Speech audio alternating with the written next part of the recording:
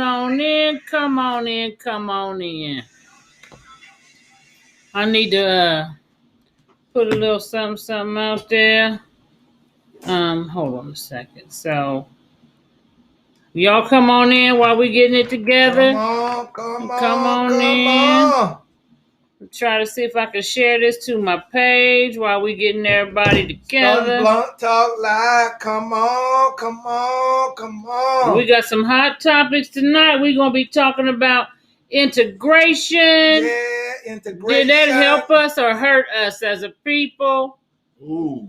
And we need your feedback, so we need you online. Black line is open, 614-556-4535. 614-556-4535. Y'all, 614-556-4535, y'all. So come on Call in. the We Black also going to line. be talking about black exploitation versus black empowerment.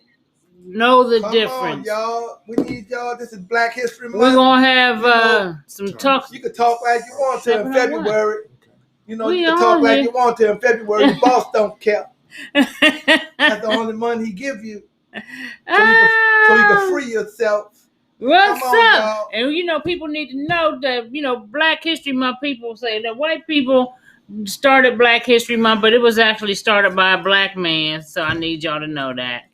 Come on, y'all. And Black History is 365. All the time, every day.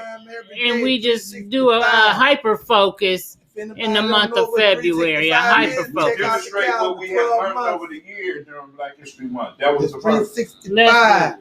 Sometimes it's 366. We do it every day. Okay. He done got mathematical on. Thick like pumpkin. Stunting. Okay. All right, public, let's go. Come on, y'all. We ain't got no listeners on the line. They coming. Come on, y'all. What the hell? 5, 4, 3, 2, 1. We're going to do the countdown and shit here in a minute. As soon as Hot Tim sit his ass down. You can't wait for me because I got a conference call right after this shit. Oh, my God. What are you going to do? Just not be on the motherfucker? Come on the show. Come on, baby. Let's do the show. Okay, well, here we're going to get started. We're going to do the countdown. And we're going to get to it. To it for it.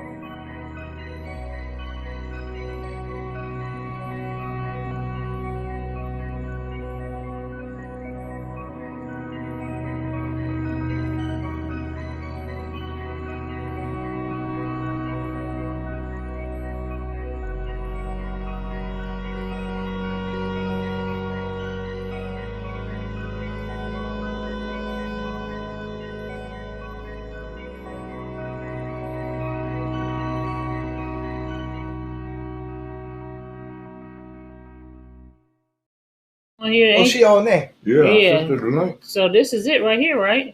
That's the Black line. Oh. Okay, well, it'll pop up when she's on here, right? Right. What up, everybody? We back. We on here. We gonna get to talking about that shit for y'all. Happy Black History Month for y'all. Black History is 365, but we like to concentrate in February. As Hot Tim said, all the things that we've learned through the year, we share it in February as well. Mm-hmm. First thing on the line, first thing up,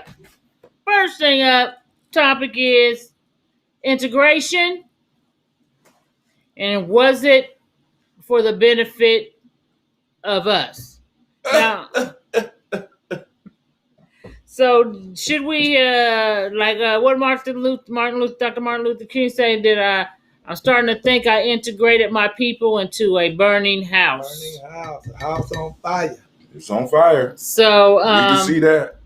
I want to Lumala, though. He was talking about something he saw about Tulsa, Oklahoma. It says, y'all, Black Wall Street, as they call it. I'm sure a lot of y'all are familiar with what occurred. About Tulsa, Oklahoma. It says, y'all, Black Wall Street, as they call it. So we'll change it later. Shit. All right. Make sure they know. It's This on the is Daily Blunt Toast. Talk. It's under Daily Toast, but it's Blunt Talk. Okay, so Lumala, go ahead and tell about what you saw. Okay, last night, I was looking at PBS, and I saw a documentary on Tulsa, Oklahoma. Where we consider that as Black Wall Street, but they did, it did have a black community there that was bombed by white people. A terrorist act. A terrorist act because the black person was getting on an elevator and he may have slipped and he grabbed the white woman, and from that, things had begun to escalate that he wanted to attack her sexually, But I'm here to say that she didn't do anything to deny it either, And that's what sparked the whole and that's what sparked the incident. whole bombing of Greenwood Avenue and all of the, that's where the Gap Band got the GAP from. It's 3 streets in Tulsa that represented those areas that were burned. And they got burned to the ground, y'all. They got burned to the ground. And before they burnt it to the ground, we got to realize they went in there, they looted, they beat people, so they terrorized people, They children. extracted wealth. They tore up everything, and that just wasn't enough. The United States government sent planes out, and bombed it. That's the one thing I don't like is how they say, the terrorist attack on American soil. That was terror. That was a terrorist attack. That was the very first terrorist attack on American soil. The very first documented terrorist attack and the very first air bombing on American soil. And in 2020, y'all, when we call ourselves having peaceful protests, and when shit go to getting crazy, like motherfuckers throwing bricks through stores and shit and looting, there's white folks doing that shit. They did it back then in the 1920s, and they do it today. That's a part of their motto. That's a part of their scribe or whatever you want to call it. Because they tell us to be peaceful. Then why they do all of the duck? Why they do all of the dirt? But they're not peaceful at all. It's just like you see what happened when they, stormed the Capitol building. That wasn't no peaceful fucking protest. Now, also, I want to stress about Tulsa, since we started on that. With the Tulsa piece, it's important that we understand a part of the story where the only reason that those brothers and sisters lost or got or ended up in the situation they were in was because they were allowed to bomb them. They attacked them from the air. When it came to ground combat, we held them back. We was whooping their ass. They couldn't come across the train tracks. But once they dropped that bomb, that was it. So, when they went to loot and they went to fight, because you'll see pictures. All the loot and all that stuff came after that. They looted before the bomb. Before the bomb, they could not. Before they brought the planes in. Well, they tried to. They couldn't. And they couldn't, yeah. Because the brothers got together and put a battle line together. Because they were trying, which Illumina didn't mention about what happened when they tried to come arrest the brother, he was falling on the elevator, and this is what sparked the riot or the terrorist attack in Tulsa, is that the brother was falling on the elevator, and he tried to grab himself from falling, and he grabbed a white woman when he was falling, and it was blown out that he somehow was trying to, fondle this bitch, So that's what started the whole shit from Tulsa. And they tried to go and get this brother. And what happened, Illumina? Well, like Hatem said, that all of the black people had their guns and stuff. They had pistols, they had rifles, they had all of this. And military training. And military training. And they did not allow those white people to take that young man, take that capture of that guy. You know what I'm saying? So that they could lynch him. Yeah, the white man asked one of the white guys, well, what are you doing with that pistol? He said, I'm going to use it if I have to. He asked one of the black guys? Mm-hmm. Yes. He said, I'm going to use it if I have to. Boy, what you doing with that pistol? That's what he said. He said, I'm going to use it if I have to. I'm going to use it on somebody if I have to.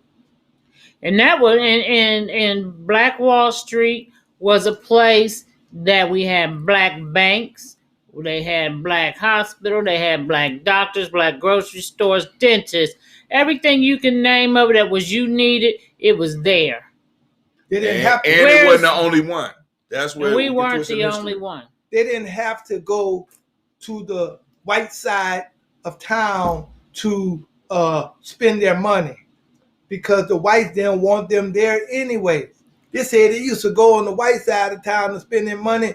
They'd be the first ones in the store, but the last ones to get waited on. Now, how in the hell you going to justify you can spend your money any way you want to when motherfuckers walking behind you, trying to see what the hell you doing? The first thing you need to do is leave. When that shit go down, you need to leave, For example, when we go out to a restaurant here and I know someone was telling me about an incident they had at Old Bag of Nails on Nelson Road. The brother got treated unfairly because he was black. And then they ended up, this is a long story, but they ended up calling the police on the brother. He didn't even get his food. They wanted him to not give him his money back. They just told him, you leave and we're going to keep your money anyway. So with that being said, the key piece is not to just, people tried to boycott the Old Bag of Nails, and that was in 2020. And, but black folks still decided to patronize Old Bag of Nails. Why do we feel like we need to patronize a place that don't want us there? Why do we feel like even when we are mistreated, then we're going to make them take our money? Make you take this money. I can spend my money where I want to. Right. But why don't we just take our business somewhere else? Why do we insist upon being stupid. A part? Damn. Can you explain that? Can you expand on that? Because anytime you're trying to make somebody take something from you and still going to treat you like shit, dirt, treat you like a dog, as they say, treat you like they all want you, why would you want to even take your money, your hard-earned money, and spend with them? If it would, I tell you what, if it be a black store, your ass would be online talking about. That's why I don't like to support black business. Yes, that's right. You'll be talking about. That's why I don't go there. You know what I'm saying? They don't treat me right. Well, if the white man ain't treating you right, you're trying to force him to take your money. Well, then force the black person to take your money.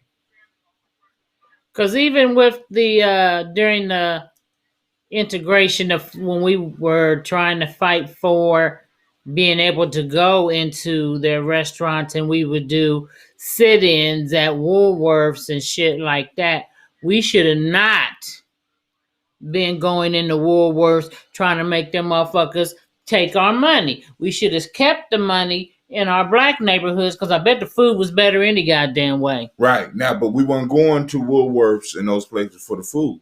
In most cases, we was going there for products that possibly were not available in our community. So, I mean, but a lot of people were going to Woolworths because the Woolworths had the food counter. Because they had the food counter back then, and that was a big thing that they wouldn't let black people sit at the food counter. Right. They didn't want to serve you. And that became a big problem for black people. And that's why when they did the sit-in, they sat their asses at the food counter. Right. Because they were not allowed to be there. Right. And what we are saying is we need to stop trying to force ourselves into these places that don't want us. Now, if it's a place like Tim was saying, you have to go there. Because down there, we had places, especially back in the day, there were black pharmacies and shit because of integration, because of segregation. we had black pharmacies, grocery stores, and every fucking thing. So there was no need to have to go to a Woolworth when you could go to the black pharmacies like they had black pharmacies here in Columbus. But I'm free. Let's get it. Decided to. You free now? I'm free now, guys. We decided to spend our money elsewhere. So the integration help us or hurt us? In many ways, it hurt us. Now, because like one of the things that we have to understand that the initial struggle wasn't about us necessarily being able to sit by white folks. It was being able to have access to the resources, and we kind of lost that. We lost that. We lost that whole idea, and we started. We got tricked into believing that it was about sitting next to white folks. Because, like for example, if we even look at the Board of Education, Brown versus Board of Education. Shout out to Freedom. Oh yeah, always. Shout out to Freedom in the always. If we look at the Brown versus Board of Education, it was more about having access to the resources, because when they implemented that plan was implemented backwards. Why would you take your children and expose your children to the goddamn enemy? It should have been the adults being integrated into all those other schools rather than us sending our children over to be integrated into those schools. I know what Malcolm X said, only a fool would send their child to be taught by their oppressor. Oh. And another thing is, look, another thing in the sports world is that, we don't even send our children to black colleges, HBCUs, they call them these days, but black colleges anymore. We send them motherfuckers to like Alabama. Alabama didn't allow motherfucking black people to even come through the goddamn state. You know what I'm saying? Mississippi. Ole Miss and all of them places. At one time, those places were lily white. But we let our children go to those universities for what? And like I said, with HBCUs, people have a tendency to think they're subpar.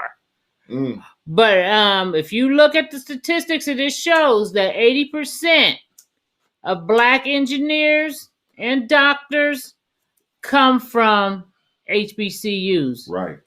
80%. Yeah. But we don't, once again, a lot of people don't know those numbers, and a lot of people, we believe that white is better. Yeah. And we got to get out of it. We got to get out that mind state. It's killing us, family. It's killing us. So you think Notre Dame, you know what I'm saying? Them schools were all white. They didn't even allow black people to attend those schools, man. You know what I'm saying? You know what? If we took our children and planted them in HBCUs, I mean the sport children anyway, the children who could play good at sports, guess what? What? We have powerhouses. We have powerhouses. Those HBCU schools will have just as much money as motherfucking Ohio State has. Yes, they would. You see what I'm saying?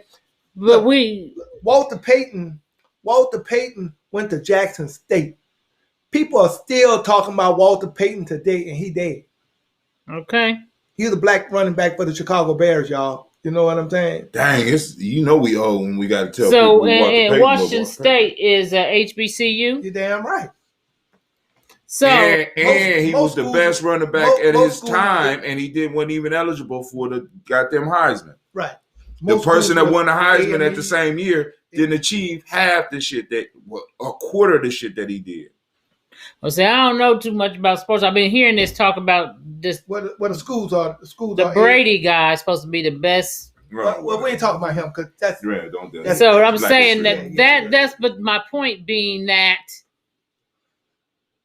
all the other athletes, because I seen this talked about on the show today, that they said that Tom Brady is supposed to be the best athlete in history. Right. And that's an attempt to wash away all that history that black folks in sports have done. I know that Kareem Abdul-Jabbar was the highest scoring to this day person in basketball to this day. What you want to say? I just want to say that, family, You do have it right there, Sister Navita. They are calling Tom Brady the GOAT, right? The greatest of all time, but not the best. He's not the best player. He's just the greatest because he got seven rings on his finger. You know what I'm saying? He won 7 championships and he got 7 rings. If he ain't had that, it wouldn't be calling that. Michael Jordan would still be the motherfucking GOAT.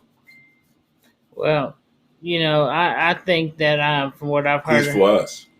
There's others better than him, I've heard, but Yeah, nevertheless, they are. So this whole integration piece, though, we got to quit fighting to be in white spaces. Yeah. We got to stop it, and stop fighting to make them comfortable. That's part of our issue too. We've been trained and bred to make them comfortable. We need to start being able to express who we are, and we need to really. So, give me an example of what we do to make white people comfortable. What kind of shit we do? We dress the way we dress, the way some of us do our hair, the way some of us will change our tones when we are talking to people. The punctuality. We laugh at shit that they do ain't funny. That ain't funny. I've done that before. I know working in corporate America, and before I had knowledge of self, it's a big deal to have knowledge of self because you operate differently. And before I got that knowledge, I would be at work and I would laugh. Oh God, Karen, you're so fucking fun. Oh, Karen. She do that so good. We have to be active. Bill. We act. And then and I did that. Jesus Christ, that was so hilarious. You're such a pistol. A pistol. Oh God. So bang bang.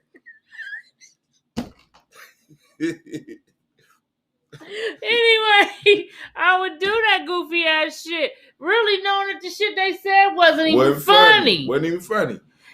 But I did that because I wanted to fit in. Because not wanted. You needed to fit in because they are the major funders of our community. Now, this is what pissed off the white folks that were in Tulsa. One of the things that pissed them off was that these black folks were independent, had all their own shit on their side of town, but yet the brothers would come into their city and the sisters would come into their city and work, and they was bringing money from them back into their own economy. Right. Now that shit is totally destroyed. Everywhere you go, all of us, most of us are spending our money outside. Shout out to Asia Brute and shout out to Umyaya. My niece Asia. I'm just saying, family. That's Freedom's daughter. Oh, okay. We got a lot of work we got to do. But yeah, I used to do shit to try to fit in. Go ahead. Now, what I was going to say also is with all the acting that we do, it becomes detrimental to our community. Why? Why? Because you spend all of your willpower burning it up, working with them, holding your tongue, holding how you talk, holding how you walk. That's some stressful ass shit. That's some stressful ass shit. Then when you come home to the community, you are hell on wheels. Okay, here goes Sugars. You hell on wheels. Like, for example, some of us know some of the ghettoest motherfuckers that got some of the most professional jobs, and they talk to us like we ain't shit. Like we ain't shit. But then you call them on their job, and they got a whole different voice, and you like, who the fuck is this? Who I'm talking to? But when I started to have, and I would even back then, people know me, I would wear, certain professional attire. Stop trying to dial up. I would wear weaves, and I would turn my hair and shit, and I would really work hard on making sure that my shit was straight, and I'd get up in the morning. Is it her background? I hear it. Okay, so I would make sure that I was, palatable for the whites. Right. So once I got my knowledge of self, fuck them. The more knowledge I learned about me and who I am and who they were. And I learned that they are nobody to be trying to fucking emulate. That's right. You used to get the creamy crack. Yeah, I used to get that creamy crack on here, honey child. I don't see it. I don't see it. Oh God, it was awful. Burn your hair up. Okay, you know that affects your health. And you know, It so affects your pocket. Ashley. Okay, Ashley. But anyway, I'm just saying that. You call Did me you just say Ashley? Ashley? That's my niece, Ashley. I thought she was calling me Ashley. I was about to say her. You ain't Ashley today. Today. You ain't Ashley today. You but lying? I can see it through the phone. Them feet look like they've been dipped in flour, though. But anyway, once I got knowledge, I started to slowly but surely change my appearance. I started to wear my hair natural. That was a big thing with the locks. Then my clothing even started to change. And I wore a lot of stuff to work that, was Afrocentric. Right. And I even had some white folks, they said, "What happened to you?" Did you watch Malcolm X this weekend? That was an excellent movie. Well, they just was like, "Well, what happened? You changed, and then the more I just was so proud of being me that I couldn't even be them no more. Right, I couldn't even be them no more. I'm like, y'all motherfuckers need to be trying to be like me, shit, because I'm the shit. You know what I'm saying? Y'all ain't the shit. I don't give a damn if y'all got the power or not. And I really started to have a whole different approach at work, and then white folks noticed it, and I come to find out, even I found out that I became what they call a marker, if you will. I had a mole at work. This white dude, my boy Phil, he came in later. Right. An ally and a mole. He was a mole, motherfucker. You don't know. You gonna tell me my story? Okay. He was a mole. I quit. Okay, so you're gonna tell me my story. Finish this and I'm done. You meant to say, no. I ain't say meant to say. I just said, but go ahead. So he told me, because he would get into certain circles and he would come back and tell me everything that they said about black folks and what they did. And he would tell me, you just blame the shit on me because I'm a white man and I'm going to be all right. Damn, he told you that? Yeah, he told me that. I'm a white man and I'm going to be all right. That's right. Yeah, so he would go into these circles at work, get information about me. So he told me when he first started there, that they invited him, the uppers invited him to lunch. The management team, like the CEO and some other co-workers, invited him to lunch. And the first question on the table was, what do you think of Navita?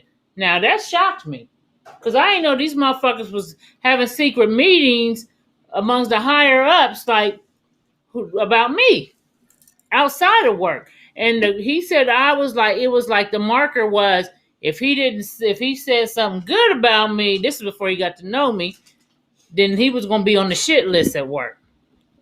So he said he didn't have favorable things to say about me, because he was going on what everybody was saying about me. He was going on the energy in the room. But then when he got to know me, he was like, you're not the person that they described to me at all. And they just a bunch of fucking racists. And so he became my mole and my ally, and he would go into different meetings and different, things that I wouldn't be privy to, and he would come back and tell me what the fuck they said. How many of y'all out there got people like that in your life? You got allies or allies and moles, or just allies? Because sometimes you have to have a white ally. Oh, you got to. I think people need to know that you can't say you just fuck them all. You need a white ally to get in certain places and spaces. Not only that, if we are talking about being nation builders and being individual, we got to do international trade. That started with us. We take goods around places and trade them in different places. So can y'all help me find one of those? Huh? Can y'all help me find one of those? I've been trying for years, and a white ally. Yeah, I just can't. They hard to find, but they out there. There's very few. They'll find you, baby. All you gotta do is be true in who you are. They'll find you. Because I'm too abrasive.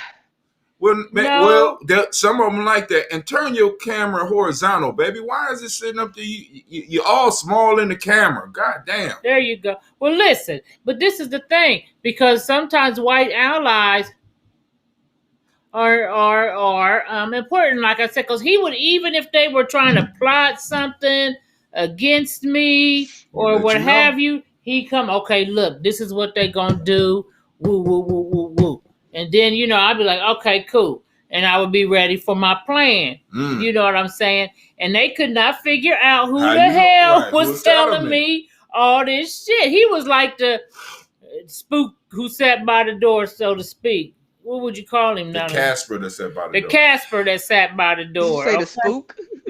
There's a movie and it was a book called The Spook Who Sat by the Door. Very good, and they made it into a movie. Let me tell you something. If you ain't seen Spook Who Sat by the Door, then you need to see it. That movie was banned in the United States at one time because that's what I thought this damn American Skin or whatever that shit was called. I thought that was going to be like Spook Who Sat by the Door. Part 2? It was not. Which one? Who was in it? Nate Parker? Nate Parker. Not at all. Was it good? Was it not good at enough all? To see? Not at all. Pissed me the fuck off. It was dumb as fuck. For if real? you're going to go fiction and you're going to go that far, they should have took. I don't want to be a spoiler for anybody who hasn't seen it. But I wasn't happy with the movie. L said he liked it. I did not like that motherfucker movie. You give it 2 thumbs down? 2 titties down. 2 thumbs down. 2 titties down? 2 tits down. I would give it 1 up, but it's going to be both down, goddamn. Oh, my God. The milk done went bad. Bad. Now I was going to go see it. I was going to pay for it. Freedom said white allies will keep you ahead. She know because she know who I'm talking about. But also she know who I'm talking about. Also remember, because for them, they also have black allies that they be using against us. He said, good movie. Probably talk about Spook Who Sat by the Door. Oh, that was a good movie. But anyway, we can talk about that shit. That's a whole show because we're gonna talk about it. Well, if we could do that shit, that I can't believe Sugar ain't saw. We need to see if we can't even stream that show. We can't stream that on GNJ.media. We need to stream that movie so y'all can see it. Oh, I'm gonna look it up after we get up off here. Oh, it's on YouTube. It's on YouTube. I need a movie. Yeah, so y'all want to go see that movie? Let me tell you, and that's why you gotta watch Brothers, because this brother, to look at this brother, you'd have thought he was a coon ass nigga. But he was a wolf in sheep's clothing. He actually infiltrated the motherfucking CIA. Go ahead. And they waged war against one. Let me tell you, I don't want to give it all away. That shit give it away. They ain't gonna see it. I just want y'all to get off subject all the way. You know what I'm saying? Go on, throw it out there, Elder. Go on. But you gotta say no. But that's a powerful piece because we're going to do a show about that. You know what I'm saying? Don't worry, I'm watching it tonight. We need more Spook. We did a viewing of it before, but anyway. It is a necessity that everybody in Giami Journey has to see The Spook Who Sat by the Door. That's a yearly movie. It's certain movies that you got to put on viewing. El said we do a private viewing. We could do like a little Zoom room or some shit like that. We got the Kwanzaa meat room. What the fuck? We got the Kwanzaa meat room. We could all go in there and watch. Keep up with Brother Hatim. Huh? I was telling her to keep up with you and your accomplishments because she just trying to sweep it be, all under the rug. I know. Like you ain't did nothing. Like you ain't got nothing going on. Daryl Kraft said he got the DVD. I need the DVD. I need my own personal DVD of that. I went to years ago when I discovered Spook Who Sat by the Door. They had one copy at Blockbusters. What? Yes. And I kept that motherfucker on rotation. And then I finally decided, said, fuck it. I'm just going to keep it. I ain't going to never go back. Well, I know you was going there with it, though. Oh, man. You stole it? Yeah, because it's sitting over there so lonely. Got dust on it. I said, I ain't taking you back. It looked at me and said, don't take me back. Okay, where's Freedom at? We want Freedom to come on so she can do her 10 minutes of Freedom. Come on, Freedom. We need you on so we can get your 10 minutes. What you smoking on over there? Sugarfoot. See, that was about. I got a little, little blood left because I was smoking when I was trying to get this damn internet to work. The internet went out, so I had to end up just joining from my phone. So I'm a little pissed. I know the Europeans did it, right, brother Olu? The Europeans did it. They messed up my internet. Yeah. You know it. So they gonna be the joy. Alumala. Right, but I know you've had some, like you said, you've talked about some issues. Oh, wait a minute. Hold on. We're going to bring in Freedom. What can I see? There you go. Hold on a second. We're going to take a break. We get back. Because I want to make sure her segment is in here. So we're going to put it in. Can you hear us, Freedom? Why don't I see her right there? I need to do this. Yeah. Well, no. I don't know. It ain't showing up. Yeah. So we're going to. Hold on, Freedom. Why can't we see Freedom? Dang, you just made it to go show just my face like a okay, we're gonna be make hers big and make us we need to do this right here. Okay, we're gonna do 10 minutes of freedom. 10 minutes of freedom. 10 minutes of freedom. Who hitting that high note? 10 minutes of Go freedom. 3 more octaves. You always trying to change my song. Hey, y'all hear me now? We can hear you, sis. Yeah. Hear me? Yeah. Okay, give me. Oh shit! Hold on. I need to add. Hold on a second, Freedom. Now, before you get started, let me go ahead and add. Hold on. I need to go ahead and add. I'm having trouble getting. Why am I getting the pictures to come up? Why ain't this coming up? Well, go ahead and tell us a little bit about yourself before you get started, Freedom. Real quick, I'm rejoining from the computer. Tell us about yourself. I'm frozen and shit. This is Cheryl Freedom Johnson, and I'm here for your Black Topics for today. Can you see me? Yeah, we can see you. Hold on a second though. Can you hear me? She can hear you. I can hear you. Okay, take that back. You hear him? Yeah. Hold on Okay, a you got to second. take that back. It's messing up with mine. Hold on, she gonna be in there with you in just a minute. Oh, can't I get this picture to save? Okay. Now, Freedom, before you get started, can you just give us a little bit about yourself? Because I'm trying to get your pictures uploaded. I'm sorry. Yes, I'm Cheryl Freedom Johnson.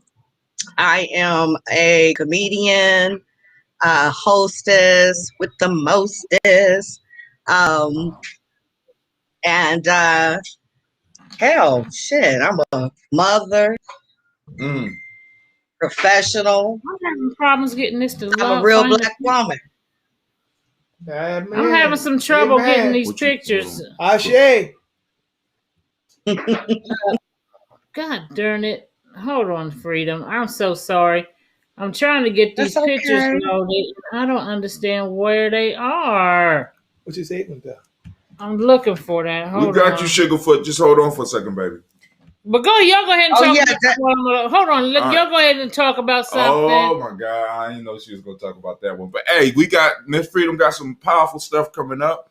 But family, we can kind of continue the discussion because me and Illumina was kind of having a discussion as far as the Tulsa thing, as far as people not coming back and rebuilding. What were some of your feelings about that?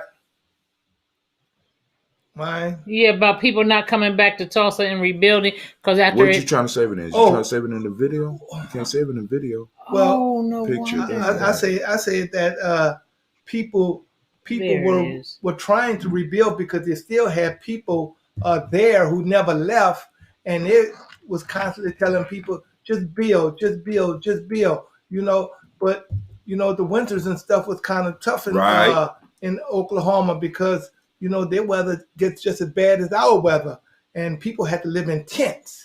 But one of the parents, I guess she's a today parent, but she wasn't an old woman, and she didn't look to be old. She said she bought her son. She said this here. This is what she said. She said, I thought that our money and the money that we make should be good to spend anywhere. So she bought her son to Crest, uh, almost like a Woolworth, you know, and bought him some food and stuff, and they sat down and ate. And he said, "Mom, we could have went to one of the restaurants on our side, you know, to eat." But she said, "But our money is good everywhere. But these potatoes taste like shit." You know what I'm saying? You know, they weren't good. But here is my point. If they weren't good, but she thought that that shit was good because she wanted to spend her money with white For folks. white folks. And the thing about it is, White folks. like we said, why would you go to Woolworths? Why would you do that? When you can take I know a lot of people like that. We know a lot of people like that. Yes. One of the issues is that's part of the mental illness that we suffer from, family. I mean, we just need to be called what it is. It's a mental illness because people cannot thrive if we don't spend our money with each other. Now, he didn't hit on the point that I wanted to argue, but I'm gonna wait because it's gonna come a little bit later in the show, and I'm gonna argue some of these points. But we are suffering from a mental illness that Krakatosis. That's what right. We call Sarah Susan said. He said black people suffer from krakatosis. And we have to, and we have to acknowledge that, and we have to understand that a lot of people are suffering from that, and it's very dangerous because it does not allow us to get enough traction to actually do any building whatsoever. You know what I'm saying? Any building whatsoever. But then again, we got a whole economic system that's working against us to make it to where when we spend our money, we get possibly the same product or even products of a lower quality that we have to pay a higher price for because we are priced out the market. Are you ready? Okay, we ready. Go ahead, Freedom. Does she need a theme song again? No. You sure? Yes. Okay. Hey, this is Cheryl Freedom Johnson with your Black Topics for today. First of all, we got to give honor and pour libations for one of Motown's greats, the co-founder of the Supreme legend, Mary Wilson. She transitioned on at the age of 76. She was part of the biggest musical acts of 1960s, and they probably had like over a dozen #1 hits. Ashe. Yes. She was a co-founder of the Supremes, Mary Wilson. So we only got Diana Ross. Yeah, we only got Diana Ross left. And they did say that the cause is unknown. Is that right? I'm surprised they didn't say she died of COVID. Shit. I was just about to say that. Also, in Black news today, a Louisiana woman, Tessica Brown, video went viral after she revealed her hair had been stuck for over a month after she used the glue.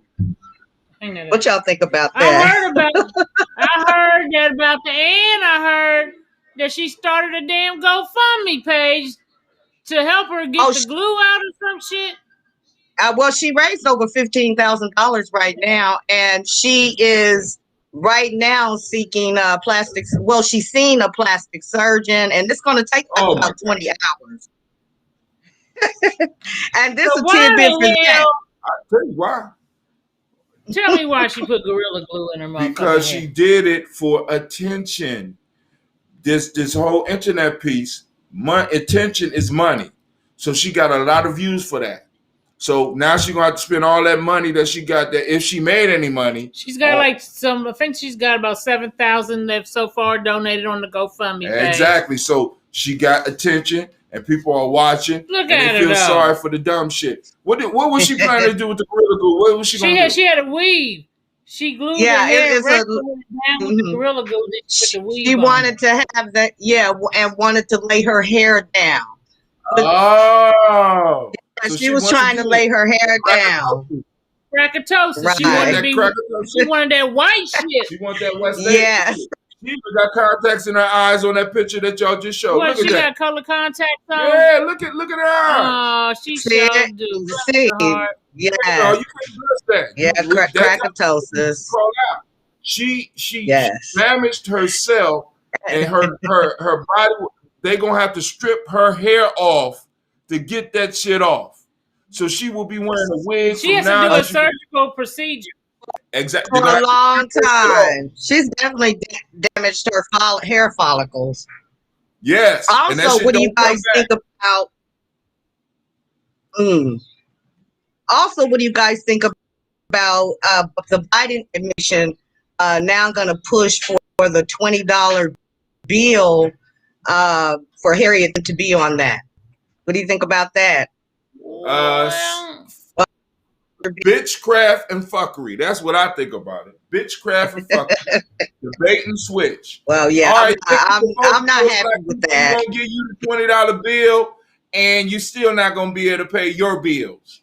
Fuck that. and we still going to continue to send y'all black men to jail in disproportionate numbers. But here's this dollar bill.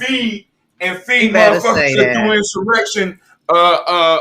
What is it? Gourmet food. And one of the prisoners only could eat organic food, or allow them to go to Mexico, and they're gonna continue locking our black asses up, and we can't actually go down the block to our grandmama's funeral. That's some bullshit on that one. And with closing out for Black History Month, I want to Dayton's own, because I am from Dayton, Ohio, Funktown. Okay. Lawrence Dunbar. Woo! Paul Lawrence Dunbar. Okay. Yes. Born June 27th, 1872 to February 9th, 1906. He was a playwright, poet, and novelist of the 19th century and early 20th century. So shout out to Paul Lawrence, and he at the age of 33 from tuberculosis. Wow. Into that center. Yeah. He Okay. died from And what? also Tuberculosis. TB, tuberculosis. 33. Yeah, at 33. So shout out to him, Dayton's own. Mass respect. Also, I found out that he was also the first African American poet that was born after slavery to make a professional living by his literary pen. So Dayton's own. So that was your 10 minutes of freedom. 10 minutes Absolute of freedom. peace. 10 minutes of freedom. 10 minutes of freedom. Hey. Okay, all right. So what happened to Sugar? There she go right there. Oh, okay. Sugarfoot back up with us. Back on there. Oh, she done changed her hair. Got a new look. Got a new look. Look at this What's showing motherfucking off? shit. She done dimmed the camera and all that. She trying to get some pussy. Well, showing off. Man, you can't have them all, baby. You can't. I already told you. Cut it out. I can't hear her. We can't hear you. You might have to go back to your cell phone. Now y'all can hear me. Yes, Right. we can. We don't see Olu though. The six pack about to be in there. How did? You got that too big. That shit need to come There you over go. some. All right. Now, anyway, so what was you saying you wanted to debate with Illumala about? Well, no. The lady was saying that she knows some people that are like that, you know. And my question is that where do we get that mentality from? You know, that when we say that we could spend our money anywhere we want to, and the first place we go is to white establishments. Where do we get that from? Well, I mean, first off, we already know that because we don't have borders, anybody could come across. So the education system, the social system, a lot of the that economic shit is, system. We are shown a lot of. The media shows us white people in powerful places. Education, when we go to school, They look comfortable. They having a good ass time, Mm-hmm. and they've always showed them. You know, like when we was in school, I remember, you know, learning about how white people built the first civilization, which is untrue. But I was told that they built the first civilization. I was told that the father of medicine was Socrates No, and that wasn't Hippocrates. Yeah. Hippocrates, yeah, Hippocrates. Right. And Hippocrates, I was like, wow, white people are pretty goddamn awesome. They did everything.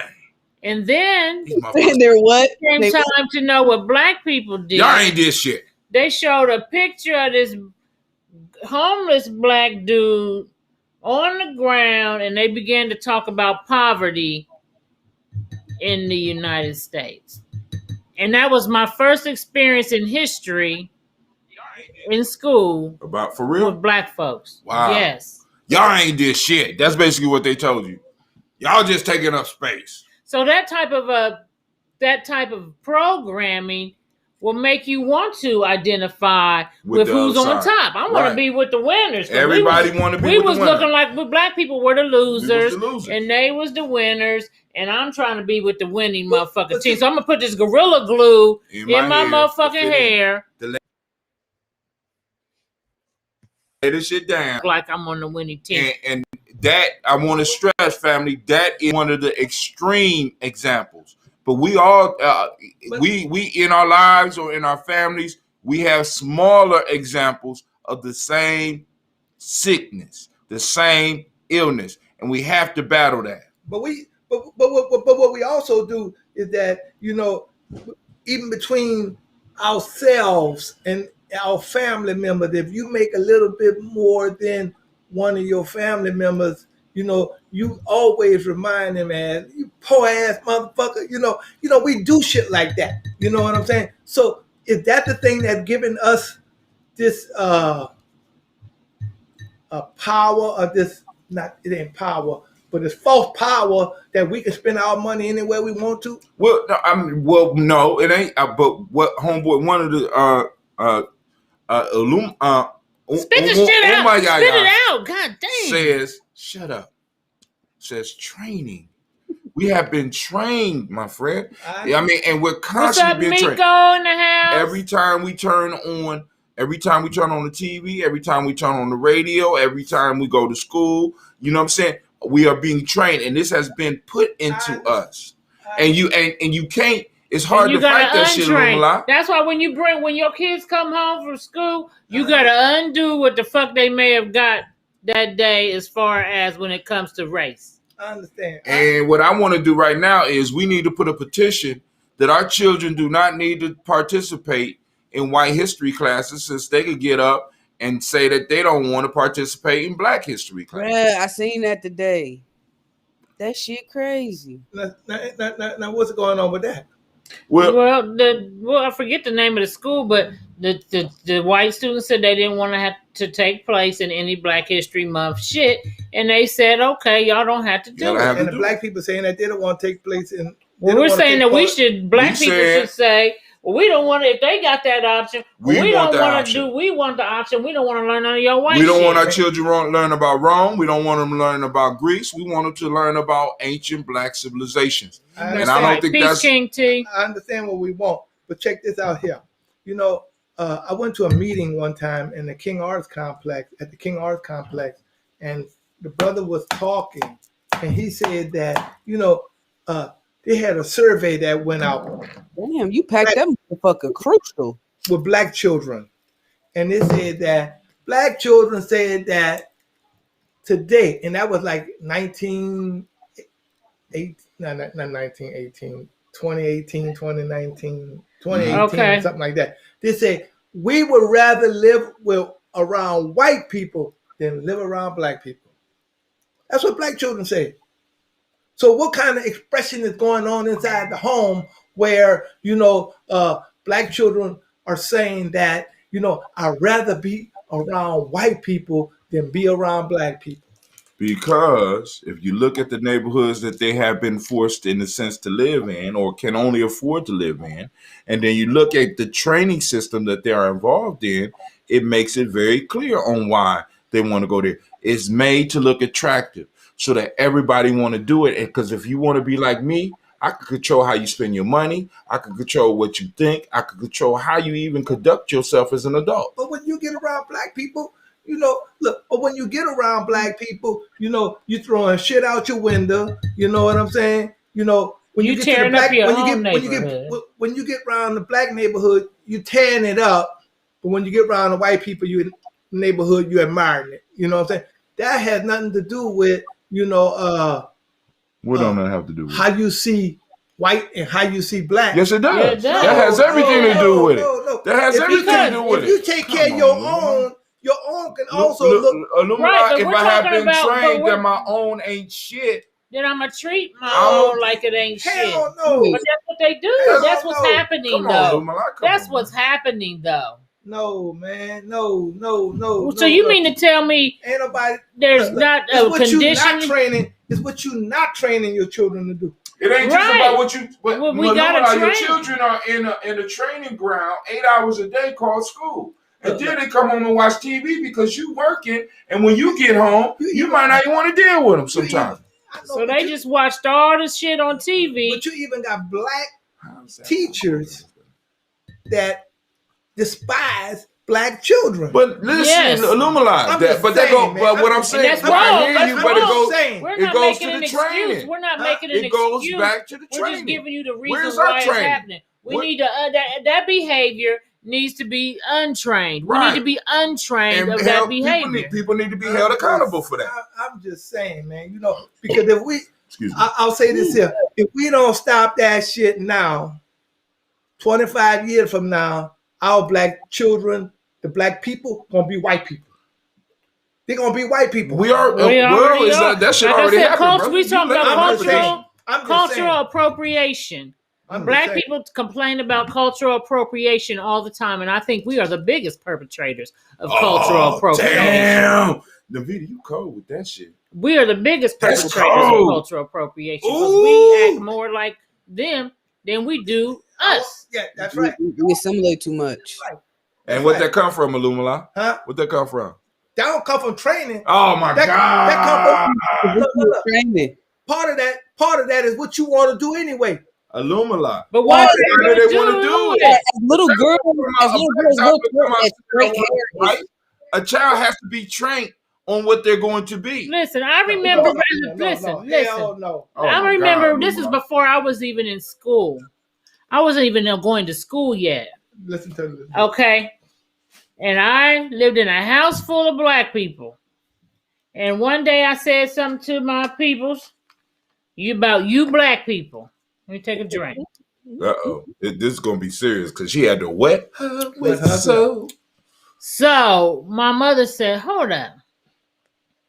Us black people, what color do you think you are? I said, me? I'm white. Ah! Did you get slapped? Listen. Now, where you got that training from? I'm going to tell you where I got it from. Training now.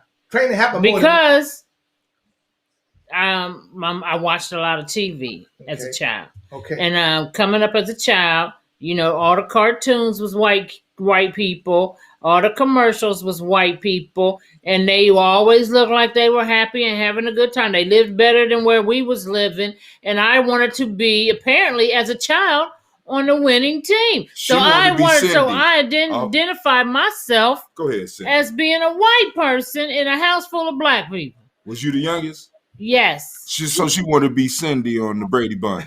Go ahead, Cindy. So listen, I don't think of a nigga named Davida. I'm telling you, yes, I was trained to think that way. Exactly. And the thing about it is how I know I was trained to think that way because it was manifest from the things I did. And I didn't start to undo some of that shit until I started having a training that involved knowledge of self. And my people and what they did and their accomplishments. Because all I ever learned was that black people was Martin Luther King, Rosa Parks, Harriet Tubman. There was always people who were fighting bondage of some sort. And there was and they never and the people they were fighting were white folks, and them white folks were still above them, so to speak. And they were fighting to get up to what I perceived as to be on the level of white folks. And so instead of wanting to be on the motherfucking losing team, and my mother, and she said, "No, you're black," because I didn't get to finish telling you. No, you're black, and fuck you. So I said, spit it out. God damn it, spit it out. I said, I'm white. So long story short, she got a belt. Ooh, get her. And she smacked my legs. And she said, "What color are you?"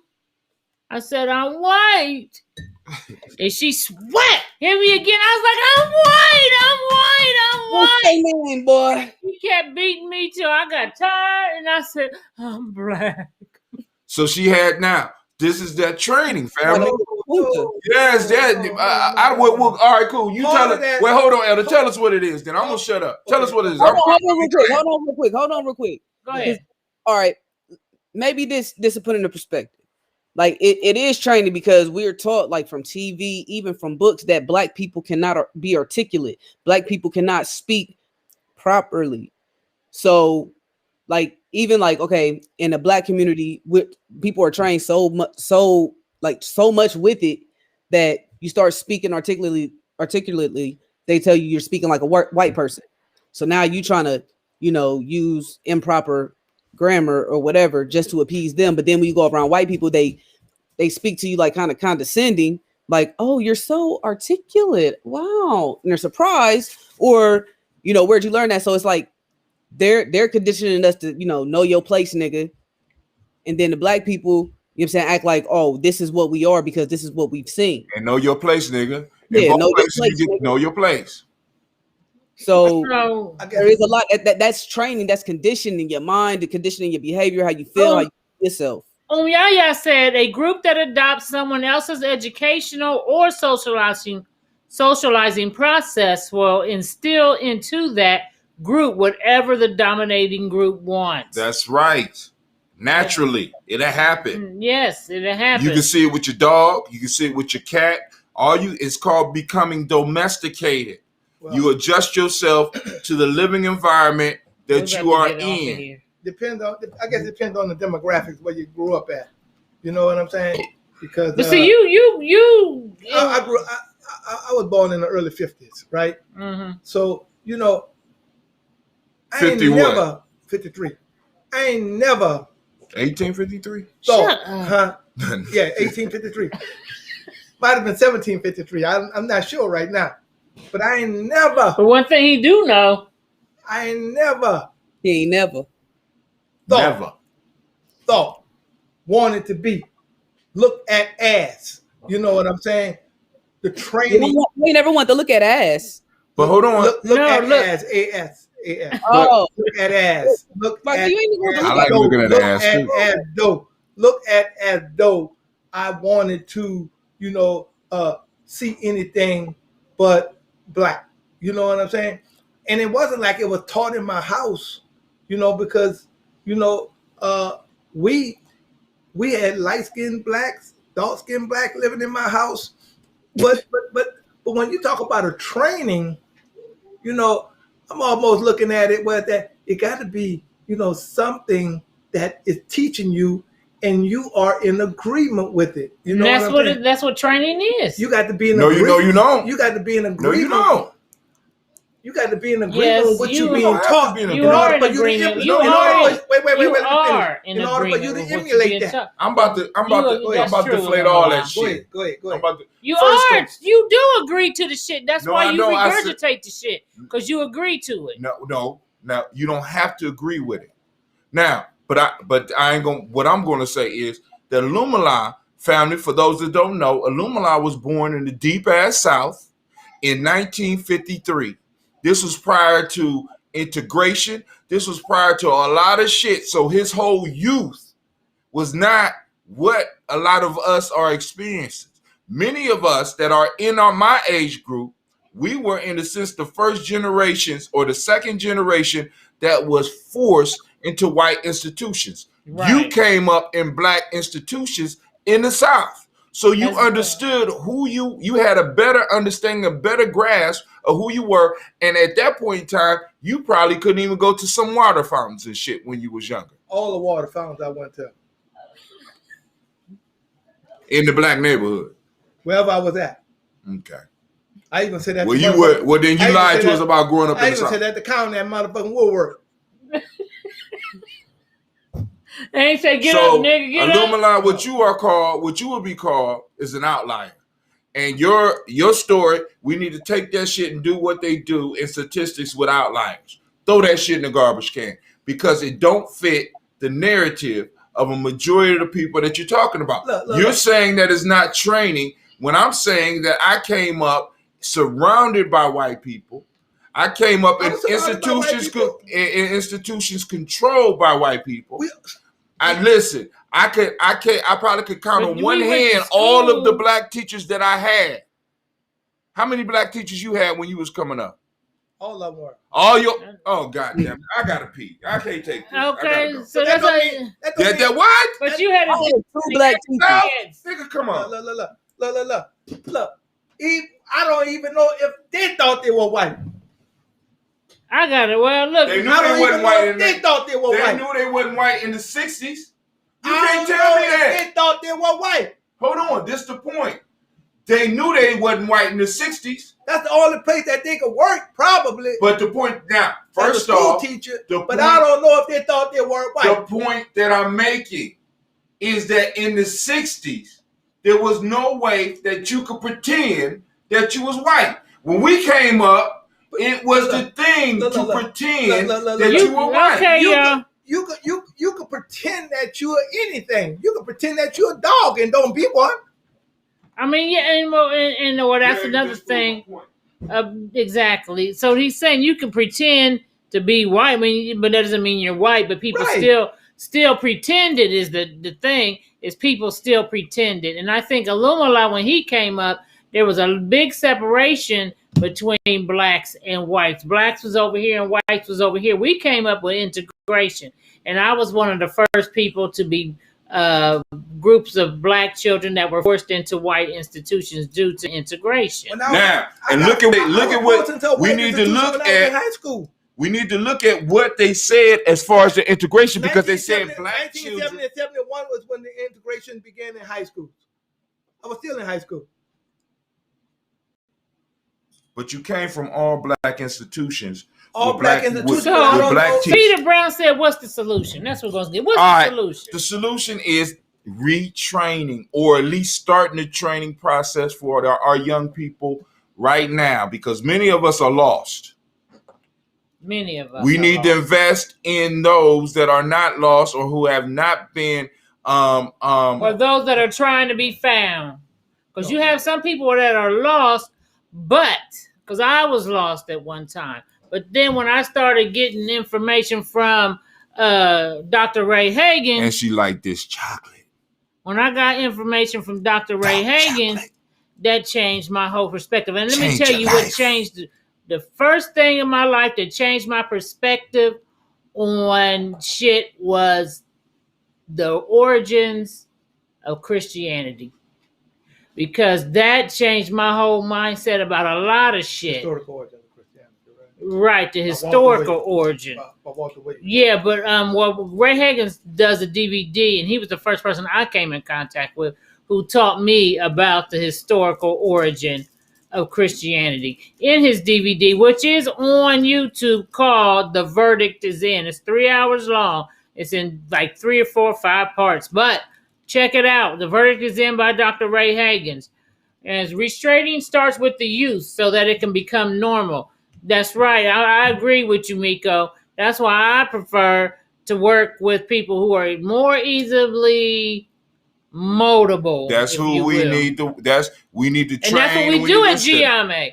Tell them again. We train our young people. We work with young people. That's why it's important for y'all to support us and shit. We only ask for $10 a month to support us in training our young people to be black and be proud to be black. And not only to train our young folks to be black, but we also trying to create black spaces where we can employ our own black folks so they can have a platform to where they ain't got to go to fucking work and play the fucking game. That's right. So that's why we asked you to go to, we've got it on the screen. Go to what is it? GNJmedia.support. And you can be a supporter. It can come out of your account every month, $10. That's all we ask for you to support us in what we do in trying to change the mindset. Because all change begins with a mindset. Nothing happens if you still got the fucked up mindset. That's right. It's like a computer with a virus. It's like a computer with a virus, family. And we got a virus. We got a virus. But we about to get out of here, virus and all. Get the virus name, because you real quick on I don't got the virus name right now, but let me promote this book real quick. I wanted to show y'all. It's a pretty good. It's called Nivid. I can't know if y'all can see it right here. Hold on. It's called Set the World on Fire. Okay? It's a black nationalist woman and the global struggle for freedom. So there was a lot of times we highlight our black nationalists, and there's a lot of black women that I didn't even know about that I'm finding out about in this book right here that were a part of the black nationalist movement. So check that out. Can I read a poem? You can read a poem. This one is called... Okay, hold on. Freedom said, I want to say this real quick. She said, we can't depend on them for shit. We have to save each other. We sure do. Go ahead, Hatem, with your poem. My poem is called The Poem of God. Now, this is coming from Hatem's own book. You can go to gnj.media and purchase it if you like. Support the brother. Poetry is My Religion by Hatem Ujima. This is his own work, y'all. Go ahead. Poem of God. I am the poem of God. Written on the papyrus we call earth, the blackness of the ink is my skin. My very life is a testament of the Creator's greatness. My eyes reflect the thoughts of my writer. Each cell of my being is its words used to create me.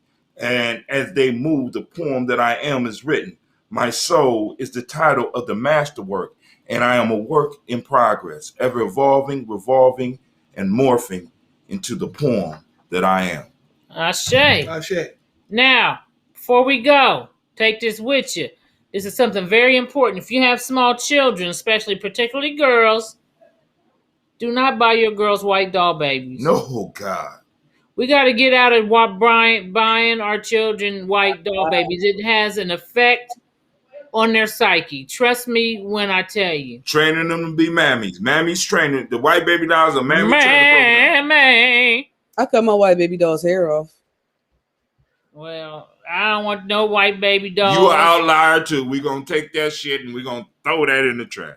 I ain't no outlier, you interloper. God damn. Told you. God. So thanks everybody for joining us. I ain't no goddamn antelope. You better watch it. No white doll. Freedom said no white Jesus and no white dolls. Yeah. You dig? Because I seen a thing today with a sister in front of the church. I was watching American Gangster Trap Queens. And it was about the sisters that was in the dope game and sisters that was in the tax fraud games and that was doing that type of shit. And the one sister said she found the Lord after she got finished slanging all that yayo. And when she went into the church, all I seen on the cross was a big picture of a white Jesus. And when your enemy looks like your God, you lost the battle already. Oh. So with that, we're going to exit out.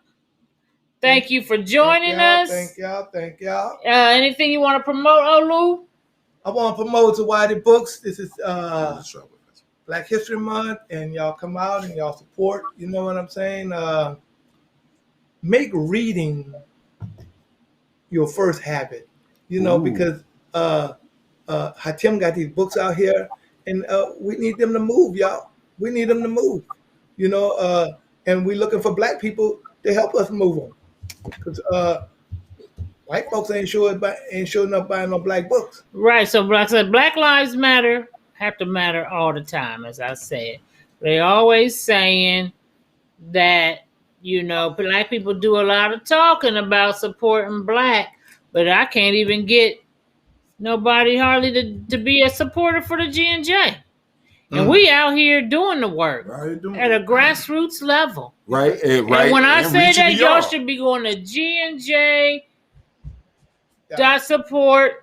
Media.support. GNJ Media.support. GNJ Media.support and becoming a supporter.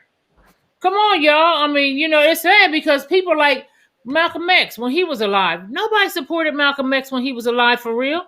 Black folks did not support him like that. He did not become popular till years after he was dead. So you said I gotta die first? I don't want to die first. And then they'd be like, they was really doing some good work. Doing some shit. They trying to take over the media game. But nobody supported us. So, you know, remember to support Black for real. We can give a lot of opinions, you know what I'm saying?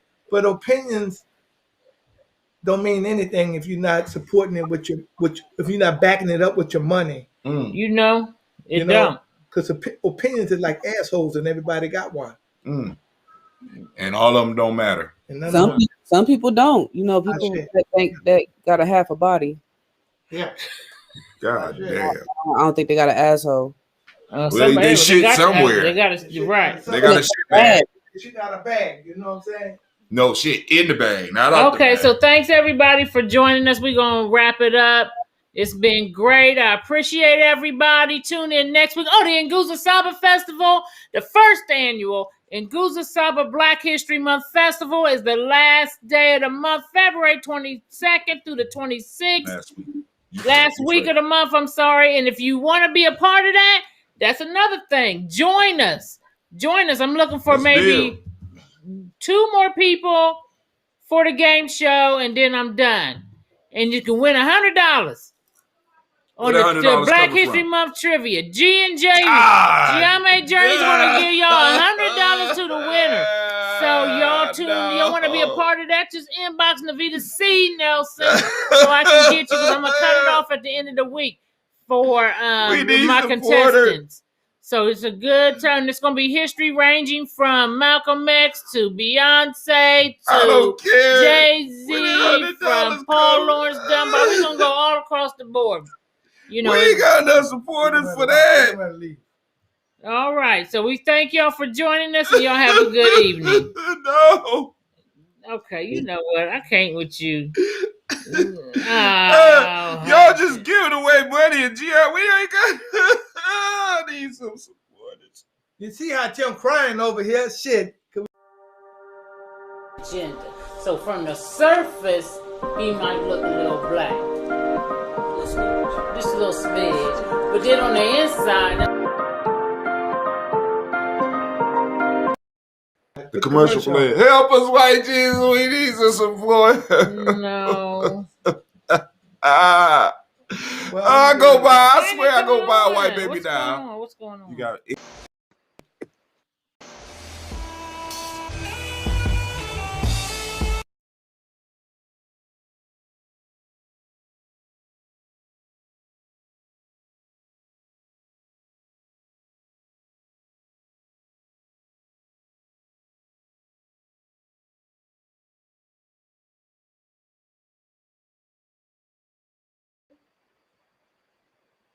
Got too much stuff up, probably.